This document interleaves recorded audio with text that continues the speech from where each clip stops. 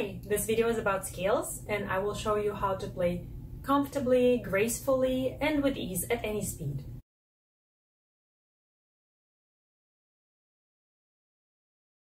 The second point refers to true legato.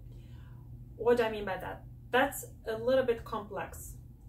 One thing that is involved in true legato is your ability to transfer your weight of your arm fully to first one finger, right?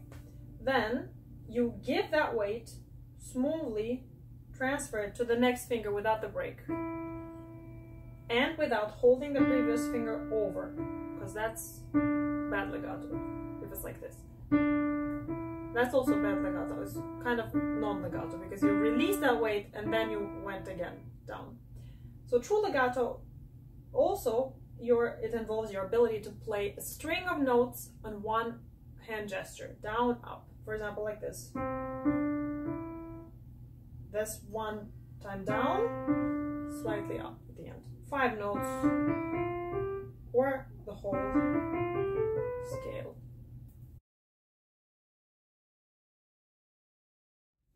So one of the ways generally to improve things is to first understand when you are doing something wrong and to take note of that. So in terms of weight transfer, delivering weight to the key,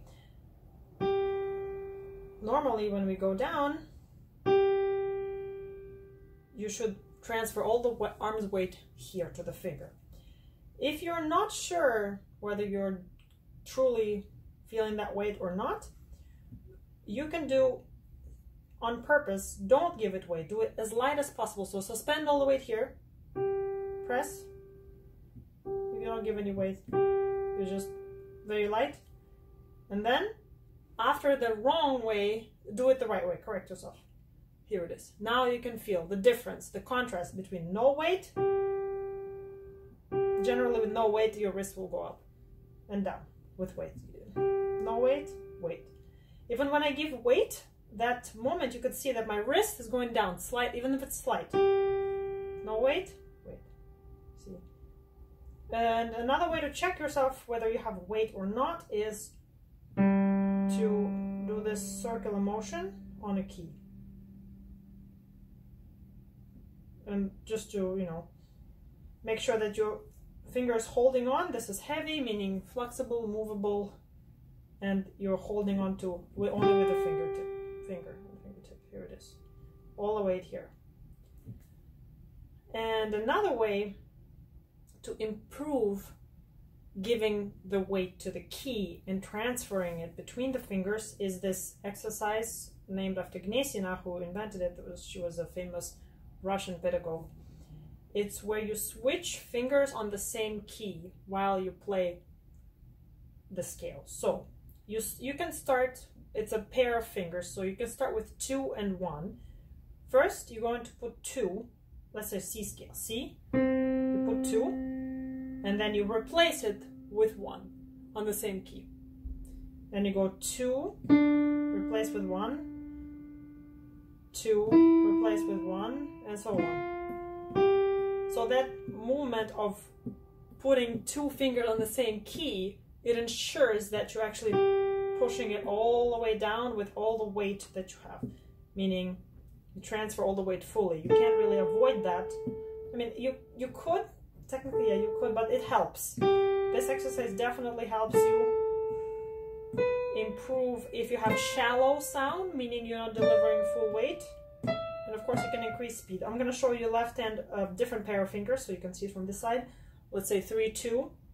Left hand will start with this finger 2, replace it with 3 on the same key. Make sure you have weight here. Now transfer to 2, transfer the weight, replace, transfer the weight, replace, transfer, replace, and so on. You can do it with any pair of fingers.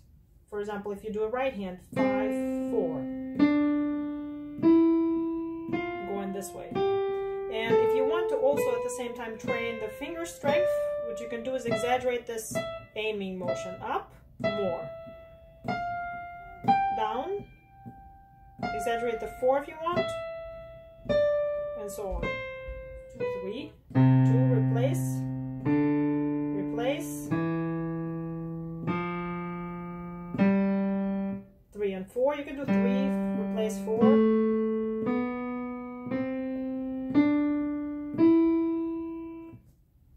And another thing you could do to help yourself feel that weight is to ensure that your wrist is below your knuckles, right? When you have the note, when you press the key, if you have a high wrist on one single note, it's unlikely that you are properly giving weight. It's not a very comfortable position with a high wrist. So usually it's like this.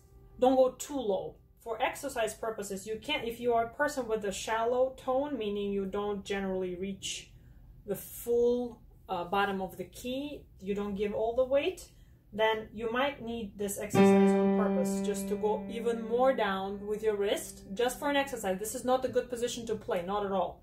But for an exercise, just making sure you're all the way here, hanging. One way to practice transferring weight from your arm to your fingers is playing non-legato with all fingers. Starting with 1, making sure your wrist is below your knuckles and you fully transfer all that weight. 2, and of course I'm going to show you left hand. 1, 2. When you're reaching the key, your fingertips needs to be strong and curved in order to receive that weight properly and hold it. And look at my wrist, right? It's slightly lower of this kind of position of the hand.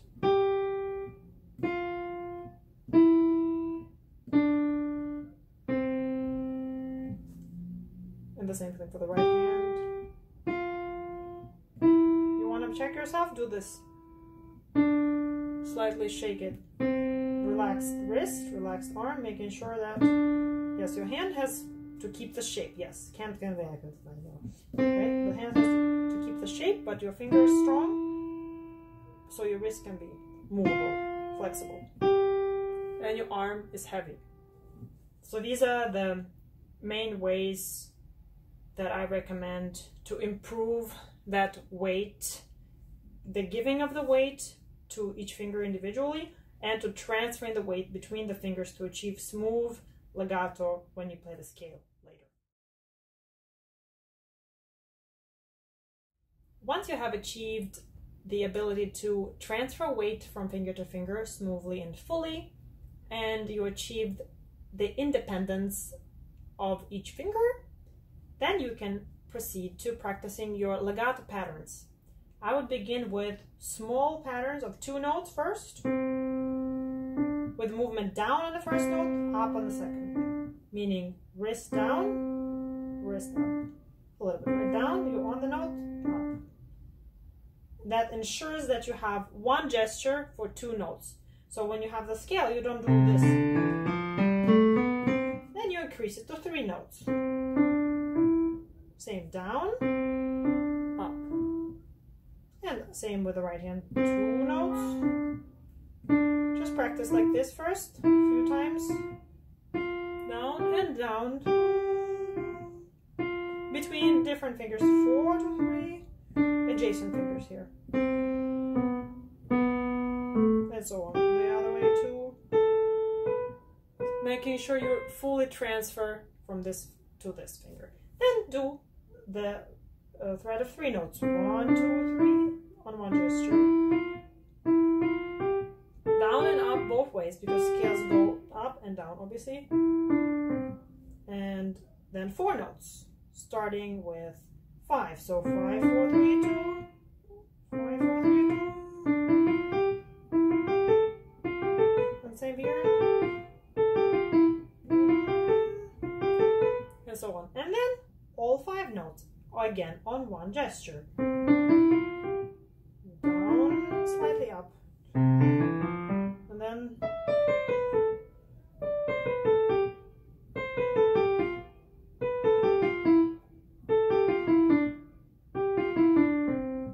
if you're already familiar with the major and minor key patterns and what keys they have, what notes they have, feel free to do it with the black keys as well. For example, E major is a very comfortable position for your hand to practice that.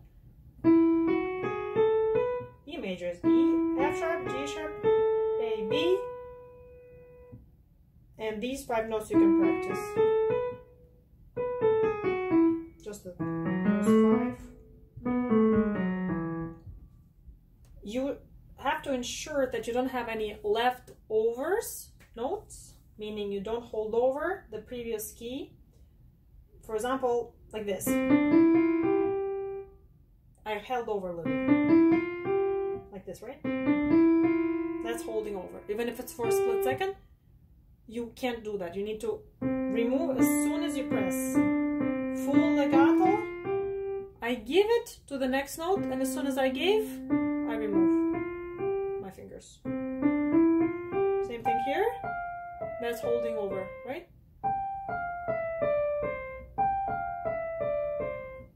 And this is not. Only one note should sound at a time.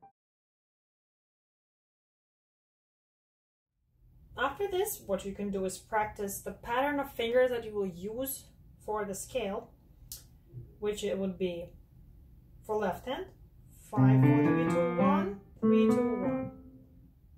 First you can do 2 gestures. And then for the right hand, you can go in the opposite direction for now. 5, 4, 3, 2, 1, 3, 2, 1. This is easier.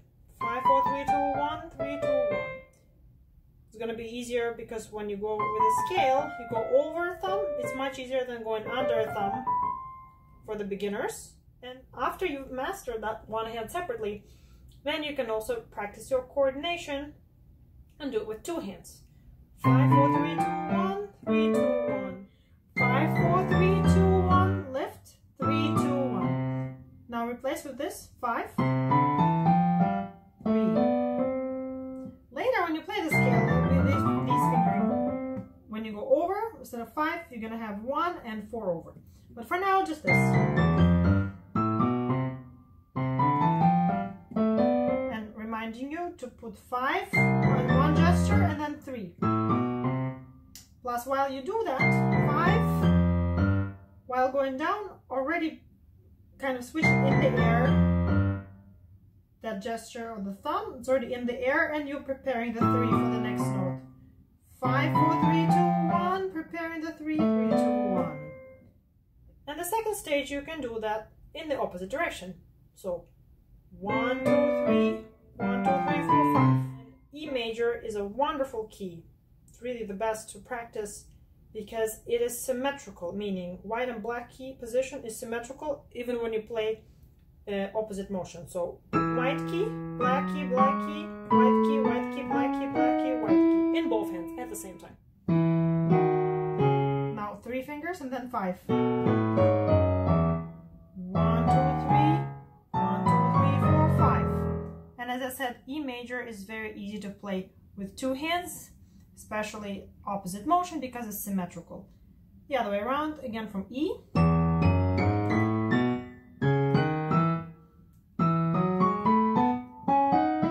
Comfortable for your longer fingers are on the black keys, and then for this, right? Even better would be this B major.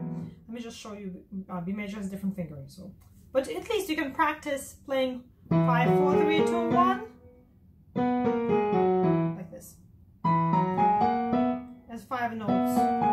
Also good practice. Comfortable for your fingers. See. Longer fingers are on black notes and shorter fingers are on white notes, which makes sense as a position. That's why this B major is the most comfortable scale. And just when you thought that finally the preparation phase is over, it's not, because one of the most important things to achieve smooth and evenly beautiful scales is to make sure when you go under or over your thumb, meaning you switch position, that transition occurs smoothly without bumps. So the hand exercises number 32, 33, 34, and 35 are all focusing on changing position over a thumb or under a thumb, but for the purposes of the regular scales with the normal fingering, number 32, where you go with 2 over, and 35, where you go with 5 over, are not so useful because that's not what you're going to be doing. You're going to be doing either 3 or 4. So let's start with number 33. I want to show you here so it's closer to you. You can see. So starting with thumb, going 3 over thumb, back to thumb, and back here.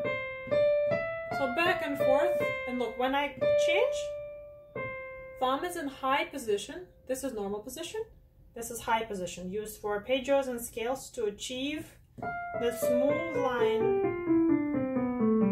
Because if I don't do that, I already showed that in arpeggio video, but for those of you who haven't watched it, I'm gonna do this again. It's a demonstration. So if I do this position, I'm gonna have this kind of movement, which creates bumps. I'm exaggerating, of course, but if you do high position, so when I do this, hopefully you can't hear when I'm changing. If I don't do that, if I'm gonna, it's gonna be like this. Exercise number 33, Hanan, for the right hand, starting on the C here. So high position. Back and forth. Minimal movement of the hand. I'm not doing anything with hand, just the finger here, right? The finger itself. So.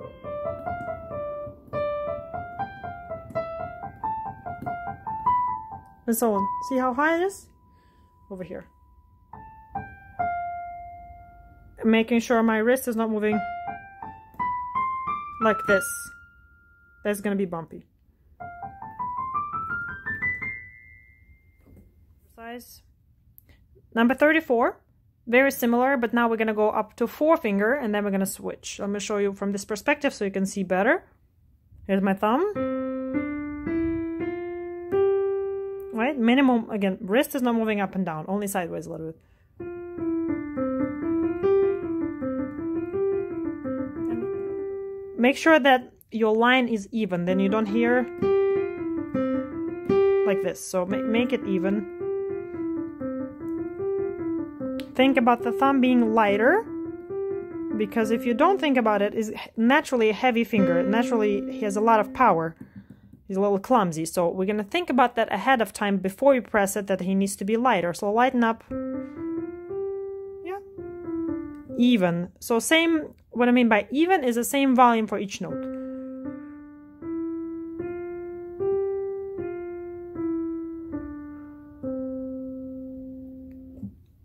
I'm going to show the same thing for the left hand. And again, think about lighter thumb.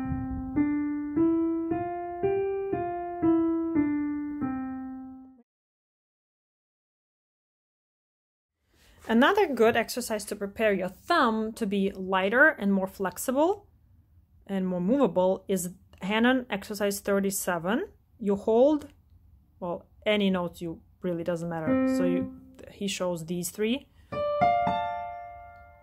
is a triad. So D, F, A, you hold, and then you're gonna move thumb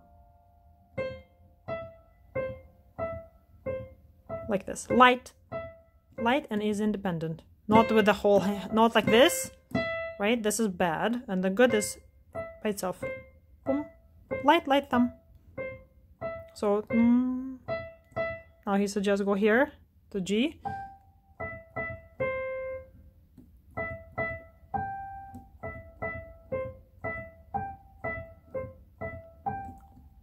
So moving your thumb like this, back and forth.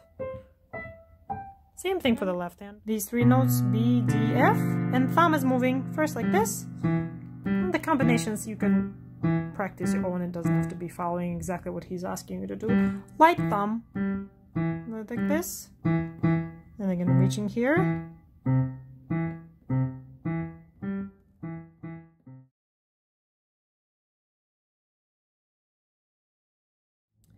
One of the main principles to achieve speed and smooth transition between notes in a scale is also the same principle as arpeggio, is opening your hand early on for the position.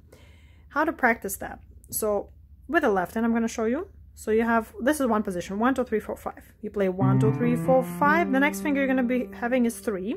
As soon as you press 3, you open your hand again, so it's quickly ready to play these 2 notes. Practice this motion. Stopping at the 3. Like that. Then practice, this is more difficult, stopping on 4. So 3, 2, 1, the next movement is going to be 4. Open immediately after that. So So the quicker you open, even if you don't play it, you just ready. Then after you are comfortable opening, then you can practice playing. And at the same time, you're thinking already the thumb needs to be lighter. You shouldn't be able to hear. So sorry, 4. You shouldn't be hearing this. That's not right? So we're gonna have to achieve smooth transition. Yeah. And if you're ready, and it's all one gesture. That's another thing to keep in mind. So you don't have this type of movement.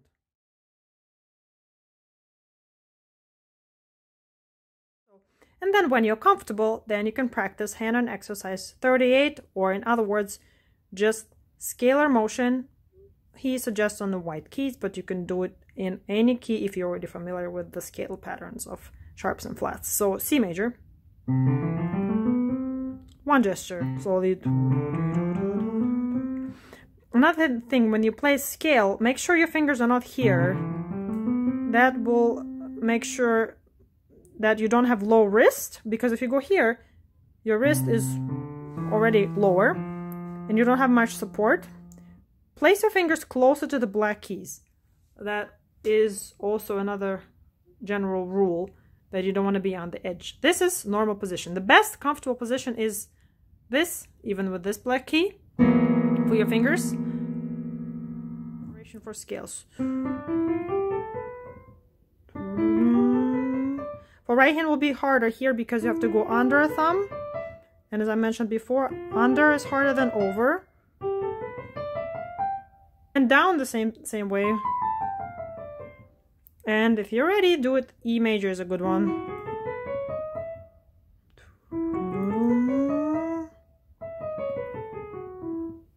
Another most comfortable scale, if it's in parallel motion, that's B major, because it has this natural position for the hand here for you.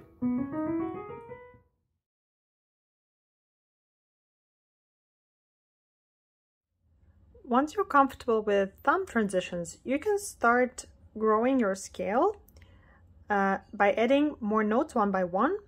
It's like an accumulation exercise. You can start with the right hand.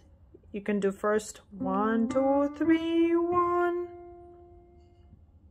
And remember, the scale fingering, as we did before, would be 1, 2, 3, and then 1, 2, 3, 4, 5, right? So we're gonna do 1, 2, 3, 1. Smooth transition. Make sure your thumb doesn't stand out. Then, and then, again, one gesture. If you're going down, you're gonna start with 5 notes, adding 1 with 3 finger, then adding 2 notes, and then gonna be, because going down, your fingering will be 5, 4, 3, 2, 1, 3, 2, 1, hopefully. For the left hand, you're gonna have same principle, and we're going to go from 1, 1, 2, 3, 1, right? 1, 2, 3, 1, and then 3, then 4, and then 5, and then up, same thing.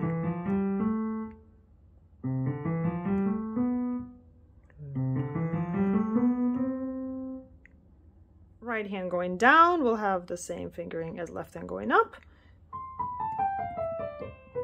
Here 4, right?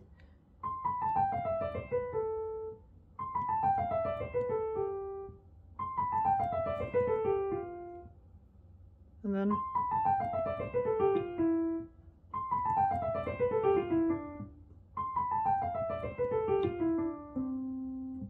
and left hand going down will have the same fingering as right hand was going up.